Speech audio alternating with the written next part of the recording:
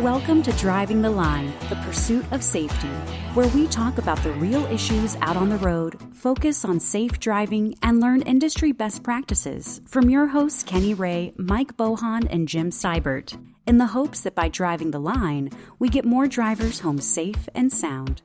This podcast was made possible by Marsh McLennan Agency. Welcome, folks, back to another episode of Driving the Line podcast. This is Kenny Ray coming to you with my three dear friends and co-workers, Mike Bohan, Jim Seibert, and Barry Harrison. And we are going to discuss a topic today that is often ignored in our industry because it's a little bit of a blight on our industry. But it's one we need to discuss, and we need to have frank, open, transparent conversations about it. And it is the topic of cargo theft and the theft of commercial motor vehicles.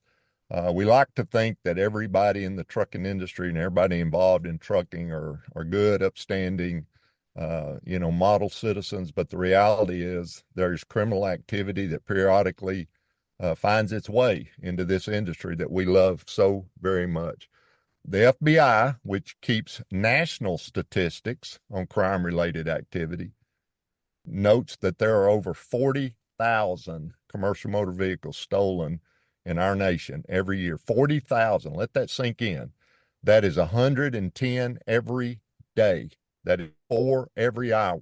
Meaning by the time we finish this podcast, 2 commercial motor vehicles will have been stolen in this country by the time we finish this podcast. And by the time we put up our microphones and our laptops and top off our coffee cup, 2 more will. And it's just around the clock, 110 a day are being stolen. And, all 4 of us are country boys, and we big financial numbers sometimes kind of boggle the mind, but it's a $35 billion loss to our industry. I can't even wrap my mind around that number, $35 billion, Mike. But that amount, and what that is, that's adding it all together, the cost of the trucks, the trailers, the cargo, insurance claims. It's just an absolute, like I said, a blight on our industry. And here in a little bit, I want us to talk about some solutions, some tips, some best practices that we can share with our listeners. But first, I want to set this up in any order you 3 guys want to do this, because each one of y'all have a unique background related to trucking. Mike, you probably have the strongest insurance background of any of us, having worked for a large major insurance carrier before you came to work for us. Barry, you've been both a driver and an operational manager and a safety manager, actually running a motor carrier. And Jim, with you being our ag guy and our OSHA guy, and I think of a unique perspective with you, because so many of our agricultural clients are also involved in hazardous material. They're providing chemicals to the farming and ranching communities wherever they're situated. And every one of us have driven through a rural part of our country and seen anhydrous ammonia nurse tanks sitting out in the middle of a field. Or we've driven by a farm co-op that's closed for the weekend and seen a tractor and a trailer rig parked there on the yard with placards on it, knowing that it's got hazmat on it. And those trucks are often in extremely rural areas. They're remote, which is a prime characteristic that thieves like, is to find something when nobody's watching them so they can take care of their activities. So, Mike, I'll start with you, with your background in the insurance industry and just knowing the catastrophic losses that occur from a financial standpoint and how that wreaks havoc on our industry. Yeah, you talk about $35 billion a year. You're getting into amounts of money that it's really hard to comprehend. It's when we're looking at just the catastrophic effects that kind of money, that kind of dollar amount has against the trucking industry. It's something that, as you mentioned, if folks aren't thinking about it, they need to. And when I look at it, as far as from maybe not even necessarily an insurance perspective, but this is going to be wrapped up in it, a lot of this stuff revolves around the folks that you hire, the the locations that your trucks are going to be and what you're hauling. So it's like there's different aspects to it. And I think the biggest part of it is, and when I used to do loss control visits at the company I was at prior to coming over to MMA, that's something that we would continually ask, what do you haul any high value cargo? Where are you going? What routes are you taking? Those kind of things. But one of the biggest things we asked them was about the folks that they hire. What are your hiring standards? It's not just safety stuff. Do you do background checks? Are you checking up on these folks, or are you getting them in the truck just as quickly as you can because you've got a truck setting and you want to get it moving? Or are you doing due diligence to make sure that the folks that you're hiring, that they're going to be a good fit for your company? Because, as we've had some kind of internal conversations prior to the podcast, there's a lot of this theft is internal. It's you hired your claim because Yeah. the person you hired came in and they ended up stealing your truck. They ended up stealing cargo. So that's something that companies need to think about is due diligence when they are qualifying a driver and recruiting driver, that whole process that you go through to make sure that you're getting good folks in the seats there. Another aspect that we would talk about is just the physical security. This could be at your terminal locations. If your truck's at a truck stop, it could be the physical security of the truck, things like that. What are you doing to make sure that the cargo, the truck, the trailer is secured when it's out there on the road? At your terminals, are they fenced, gated? Do you have guards, things like that? Those are all things that you can talk about as far as protecting your assets, protecting your truck, trailer, the cargo, limiting access to those areas and making sure that the drivers are aware of what they need to do when they're out there on the road. And that kind of comes into the operational piece of it as well. When they're en route, what those drivers can do when they're out there on the road. So there's layers to this as far as, how they can protect themselves as a company. We'll get into some of the tips here in a little bit, but I think those are some of the areas you have to look at is the folks you hire, where your trucks are going to be and how you can secure them and the load, and then what your policies and procedures are when that driver is en route, when they're actually on the road, maybe in truck stops, things like that. But it's all areas that I think you're right, Kenny. I think maybe get overlooked or maybe not looked at closely enough because again, when you're talking about if you're adding to that bill of $35 billion, it doesn't take much to eat into your profit margin, even just with one cargo claim, especially if it's not just the cargo they're stealing. If it's truck, trailer, and load, that's a claim that it's tough to bounce back from right away because it's you're not only losing the dollar amount for the truck, trailer, and load, but you're also losing a piece of equipment that's earning you money. So there's a lot of areas we need to look at there.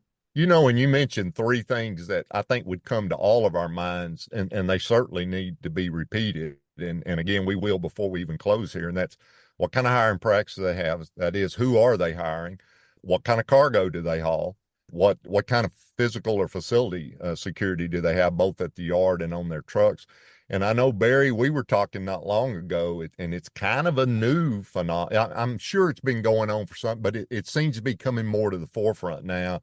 And that is the problem with these double brokering loads and brokers getting involved and somebody thinking a load's going to show up somewhere it never does, and it ends up somewhere else. And you've had some dealing with that. Yes, definitely. And that was one of the things that really comes to mind for this. It's vetting those people that are you're deeming business partners, right? That's what we're trying to do here. We want to make sure that we're setting our company up for success, and we're never putting a driver in a bad situation where they're delivering somewhere where someone's trying to steal that load. And the instance that comes to mind is the load was essentially double brokered. So what that means is the load is taken from one broker and then turned around and brokered to the carrier. And what had happened was during this double brokering process, the person who was essentially double brokering that load put an address to a warehouse that had been abandoned, in essence, and was open. and the delivery was actually made to that warehouse. And thank goodness the state that it happened in had become aware of the situation, and they responded very quickly. We were able to recover the cargo, but that's another element from an operational standpoint that we need to be very cognizant of. And we need to be making sure that once we know that delivery point, I challenge any dispatcher that may be on here listening, get on Google Maps and look at where you're going. If it looks like somewhere that may have been abandoned for a while, not well maintained, maybe we need to start asking some questions. Because again, looking at this from just a human perspective, we never want to send our driver somewhere where they may have to defend a load or anything like that. So again, I challenge anybody, get on there, get on Google Earth, get on whatever service you may be using, and just check that place out. Make sure that it's somewhere, call ahead, see if the phone works. Little things like that can really, just add that process or procedure in and make sure that you can make a safe delivery to where the cargo needs to go. And you bring up an element when you were telling that story, and we were aware that you had dealt with that in the past, but we normally think of cargo theft or even theft of the commercial motor vehicle itself as a property crime, that, we've lost our stuff, we have a financial loss. But you mentioned in this story, on these loads now that are intentionally getting redirected to a place where they were not originally intended to go. So what's happening is the driver picks up a load, and instead of going to a legitimate customer to deliver that load, that driver is directed through this double brokering process to deliver that load to a different site, where the entire intent of that process is to make that load available to be stolen. And you brought up an interesting point, that driver may be caught right in the middle of that, not being complicit in it, but as a victim. He or she may get to that location and figure out, I'm fixing to get robbed. They're fixing to take my truck and my trailer and this load. And that actually puts that driver in physical danger of harm to his own or herself. I mean, these kind of deals can end up being really bad, going from a property crime to a violent crime in a matter of a few minutes. And so it's really something important for us to think about. And again, when we share some tips for preventing this in a minute, I want you to certainly share again the things that y'all did to keep that safe. But Jim, I want to bring you in for a second. You and I both have a hazmat background, you dealing with hazmat through OSHA and ag, and me in the transportation industry. And after 9/11 occurred, the Department of Homeland Security started getting right in the middle of hazmat transportation. And we now, part of our training for our hazmat motor carriers, they must do security training. And if they're operating under an FMCSA hazmat safety permit, they must do in-depth security training. They must have a transportation security plan and train on that. And one of the areas that often gets overlooked is our ag sector. And there's a lot of carve outs in federal law for the agricultural industry, and I'm not taking a position either way on that. That it's just the reality. There are a lot of things that the ag world gets exempt from some of the federal regs, but the reality is, we see in the rural parts of our country often we will see unattended hazardous material vehicles, whether that's a commercial motor vehicle that can both be on the highway and possibly off-road as well. And then certainly with these anhydrous ammonia nurse tanks that we see all over the country that basically they're carrying an inhalation hazard poison, a poisonous gas. So what are, from this idea about theft and the theft of cargo and the way that can impact the ag industry, particularly with the truck part of the ag industry, the transportation part of the ag industry. Jim, how do you see this applying to them? So where the DOT may lack or not lack, but provide a little bit of grace and room for maneuvering for the ag industry, the EPA sure does step up in many states. And so I just spent a solid time last week working on a risk management plan for a customer in Northwest Missouri. And when they talk about security, it's not just about environmental release, but they talk about physical security. And Kenny, you're right. There's nurse tanks, there's anhydrous ammonia bullets all over the countryside, whether they are at the physical address of where the headquarters is. That's not always the case. A lot of times they've got bullets, large reservoirs of anhydrous ammonia stationed all over the country in satellite locations. And those could be seasonal locations to where, okay, we get filled up. Well, it may sit there for a month prior to us having an employee there and having the farmers come in and pick it up. So where the EPA comes in is you have to stand up a physical security. And when I think of physical security, I think about the rings of security. You've got an internal ring. Well, that internal ring is typically, what are we doing to protect? It's a cybersecurity, for lack of a better term for it. What are we doing to protect our data, our computer systems, our electronics, whatever it is at the location? That's the inner ring. Then we move to the outer ring. How are we locking valves? How are we ensuring that people cannot come in and take the product?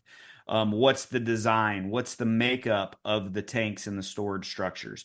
That's the middle ring. The outer ring is what physical barrier can we stop? And you can tie in chain link fence, concertina wire, barbed wire across the top of these tanks.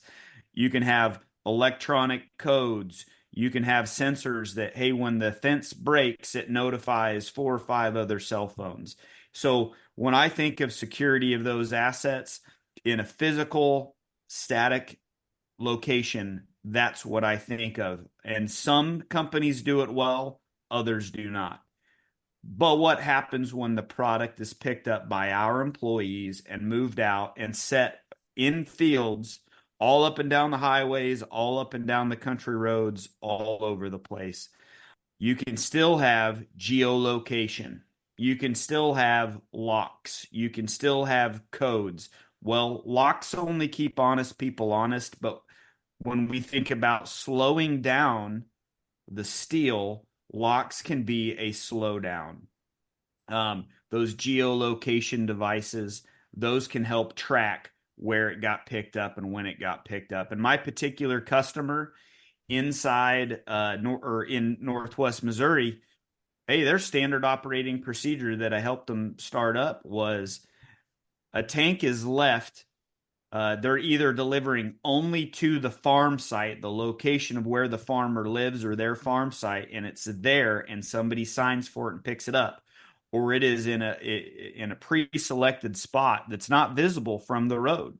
So how do we hide the tank, and how do we ensure that the producer has taken possession of the tank prior to us just leaving it and saying, okay, it's under you and your insurance now until we come back and get it. So Kenny, that's what I think of when I talk about those hazardous materials. And it's not just anhydrous ammonia. It could be many other ag aspects that are high dollar, that pesticides that fully line up there as well. So it's rings of security, and it's a handoff of the ownership of the product, not just always leaving it in a location. That's when it's susceptible to being stolen.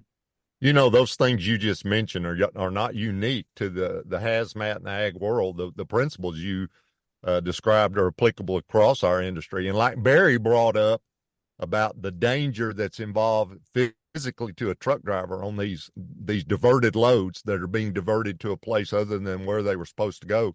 When you brought up about those rings of security, and you mentioned that inner one being cybersecurity, one of the ways that these diverted loads are taking place there are shipping documents that are being manipulated at the computer level. And so that cybersecurity stuff even comes into play on cargo theft and vehicle theft, because our systems, our dispatch systems, our delivery systems, our customer systems are so interconnected now that if somebody can access the ability to determine where that truck goes through a simple computer command, then imagine the devastation they could cause just by diverting a truck. And the truck driver just simply gets dispatch notes. He or she's told, here, you go to this location and deliver. And they don't know if it's a legitimate location or not. And so that cybersecurity even comes into play on this entire topic about commercial motor vehicle theft and cargo theft. Guys, I want to open it up and just y'all have already shared some tips in your descriptions of the particular your thoughts about this overall topic, but I just want to open it up for some best practices. And let me repeat a few of the things y'all have already mentioned. Mike talked about vigorous background checks, not just a cursory check. If you ever study criminology and there's an entire branch of study in the criminal justice system called recidivism. And recidivism is the propensity or the likelihood that somebody will recommit a criminal act that they've committed in the past. Well, theft is one of the highest for recidivism. So if you hire somebody that has had a problem with theft in the past, do not be surprised when they steal your truck or your trailer or your load. So vigorous background investigation is important. We've talked about secure facilities. I don't know how many trucking companies I drive by on a daily basis. Not very many of our clients, but a lot of trucking companies that have no gate, no fence, and a lot of them, particularly if they slip seat trucks where they have two drivers driving the same truck, they leave the keys in the tractor. You can just walk out there and the door's unlocked and you open the door and the key is there in the ignition switch. And it's a completely unsecured facility. So the physical securement of the facility, limiting access to shipping information. That's where we're talking about these diverted loads and this, the cybersecurity. And we mentioned hazmat. One thing about hazmat drivers are taught to have a no-stop policy. If you load and leave and somebody's trying to get you to pull over on the side of the highway, you don't stop just because somebody's trying to get you to motion over. They certainly could have ill intents and be after that hazmat load to use for various nefarious reasons. And a lot of companies adopt a policy that particularly ones that haul high value cargo, we're talking about electronics, computers, TVs, things like that. If they load, they have a policy that their driver's not allowed to stop for the first 200 or 250 miles to keep them, get them out away from where they loaded. So if there's local criminals watching that loading facility, that truck driver won't leave, go 2 blocks down the road to a truck stop and go in and get a soft drink or a cup of coffee and afford those people the opportunity to cut a lock and take computers or TVs out of the back. One of the most innovative things, and I haven't heard of very many companies that do this, but I know of one that does. They have an internal Crime Stoppers program within their company.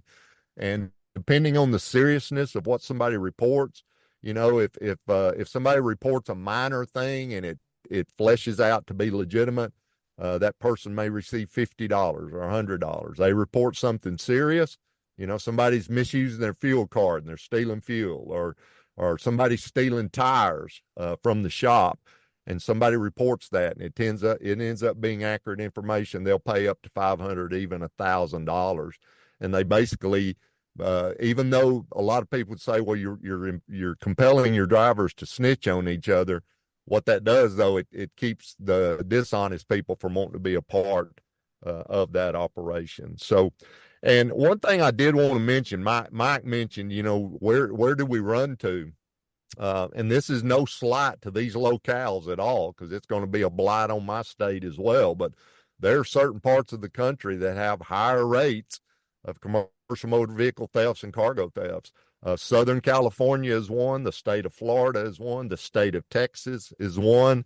And then the one municipal area that's most noted is the greater Atlanta, Georgia area. So the point is, if you run those areas, you need to be hyper vigilant about trying to protect your trucks and your trailers and your cargo and the safety of your drivers. So guys, in addition to those things, any other best practices that y'all have heard of that works well, or y'all been familiar with personally? One of the things that you were just talking about there, Kenny, was the no stop policies and getting out that 200, 250 miles for drivers, so they're not stopping in case somebody was casing it. It's also important for those drivers, if even if they're beyond that 250, they're out there on the road. If they're hauling, it doesn't even have to be high value cargo. We're just talking about protecting themselves and their truck, trailer, and their load. But especially with high value cargo, don't talk about that stuff when you're out on the road. You're in the truck stop, somebody, wants to have a conversation with you. Hey, where you headed? What are you hauling? That kind of stuff. That's, play your cards close to your chest there. You don't have to share all the information you have about what you got going on, because a lot of times that will happen. Thieves can target somebody that way. They can figure out, what they're hauling, case that truck, and either steal the truck in the trailer, or they're taking the cargo. So that's, that entire trip. When you're having those conversations, be general. It's like, I'm not telling you never to have a conversation with somebody, but your load is your business, and you need to protect that. And one of the other things that you guys have discussed a little bit is just the technology aspect of this, and something that's interesting. We have opportunistic thieves that are going to steal things, and then we've got very sophisticated kind of networks of folks that are going to try to steal your equipment, your cargo.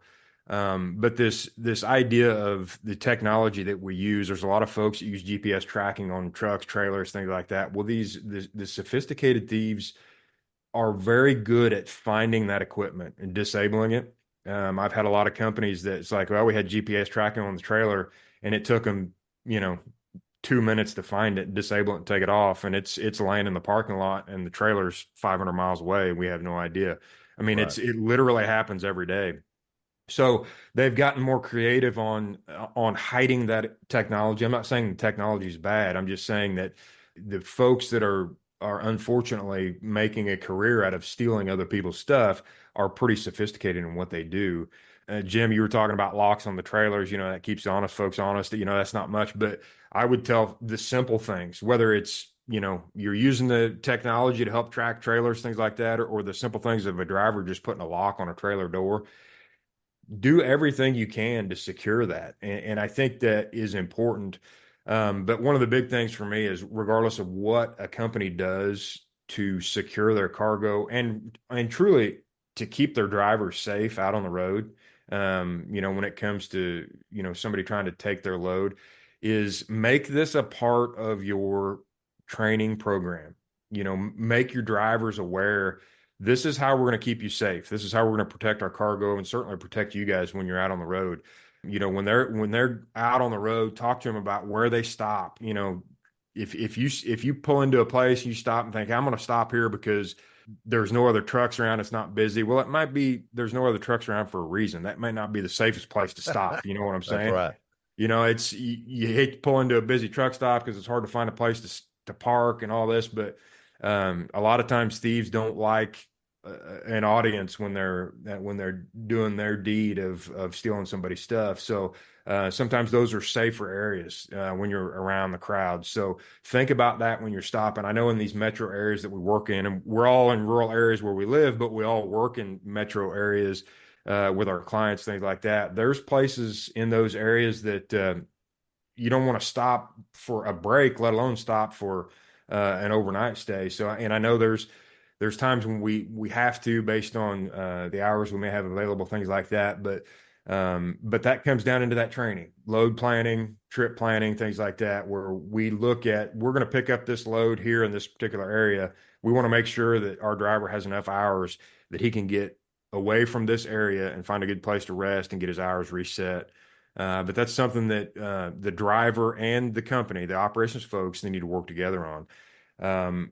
And that's one other thing that I would say when the drivers are out on the road is, Kenny, you were talking like drivers are getting their dispatch orders, and off they go.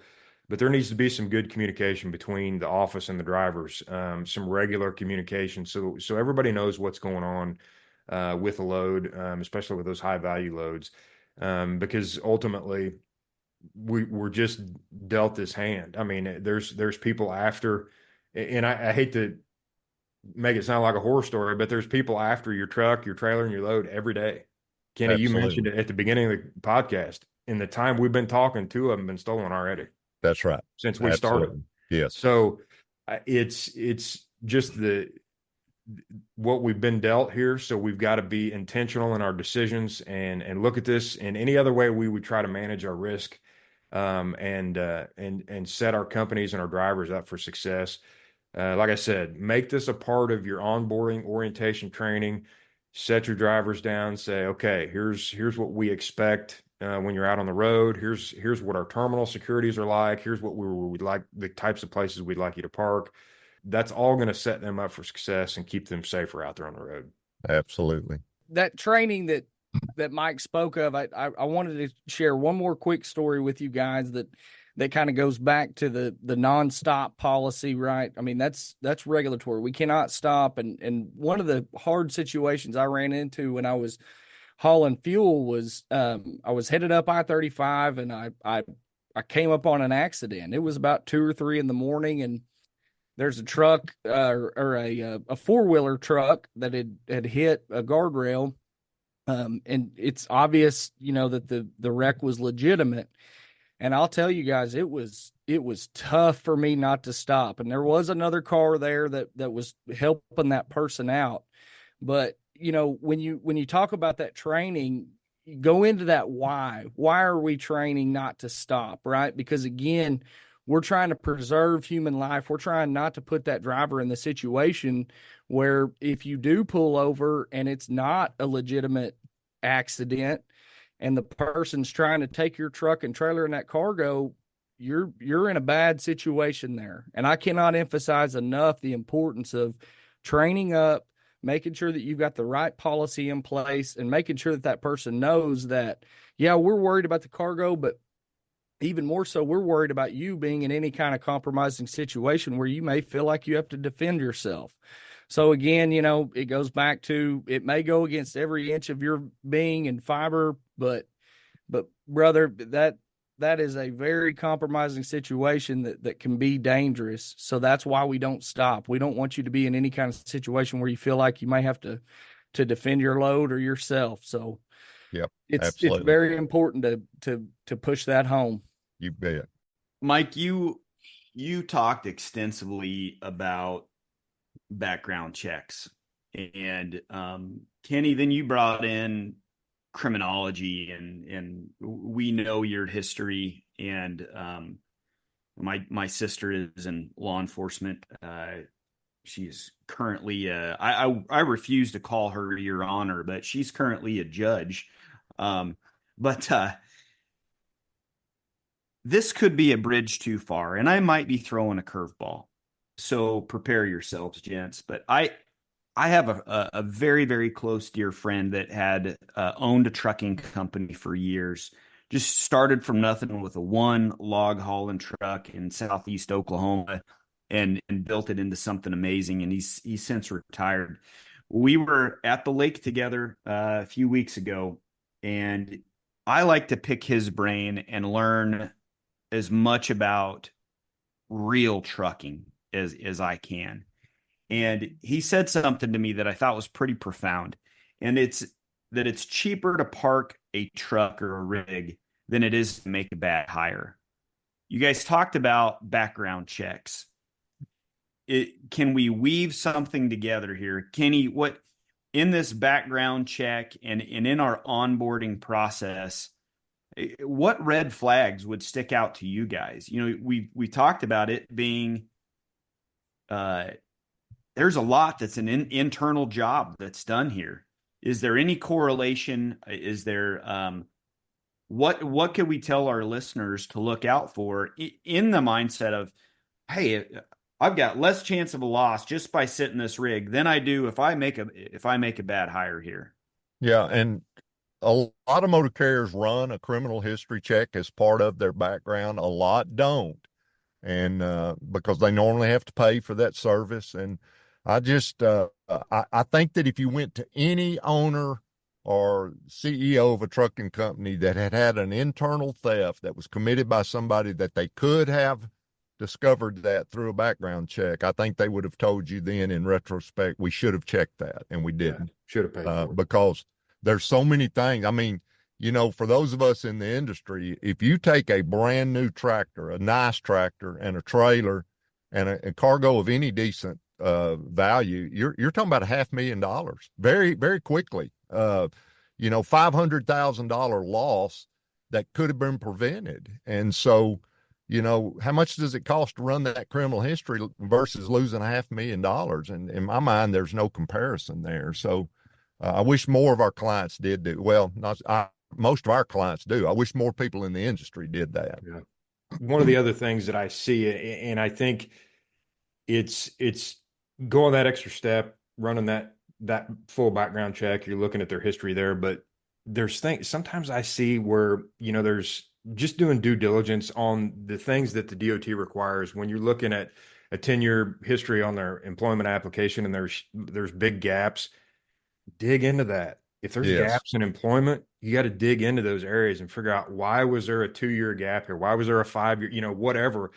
Ask those questions, because I've seen that happen, where the reason why there was a gap there is because that guy was not walking among us. He was behind bars somewhere. I mean, it's unfortunately that's what happens. And I don't want to make light of it, but what I'm telling the safety directors out there is, if you or your staff are checking doing the checks, just the DOT regulated checks, checking with previous employers, if you see gaps there, you got to dig into that. You got to ask the questions and figure out as much as you can there. Amen, brother. Well, folks, we're going to wrap up this episode, and we hope, if nothing else, we've brought to the forefront of your awareness the fact that this commercial motor vehicle theft and cargo theft is an issue. And as we mentioned at the top of the recording, 2 vehicles have been stolen during the time we've been talking. And so the 4 of us, we're fixing to close down our laptops. We're going to put up our microphones. We're going to top off our coffee, and then we'll go on about our day. And while we're doing that, 2 more will have been stolen. And we just don't want it to be one of yours. So harden those targets, train your drivers, do your due diligence, and make sure you're not part of those statistics that the FBI accumulates every single year. So until next time, for the Driving the Line crew, thank you for joining us. Y'all be safe, keep your drivers safe, and we'll talk to you next time.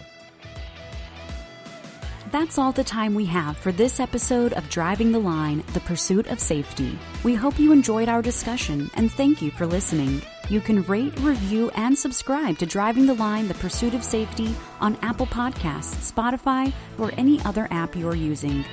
You can also follow Marsh McLennan Agency on LinkedIn, Twitter, and Facebook. Until next time, thanks again for listening. Drive safely, everyone.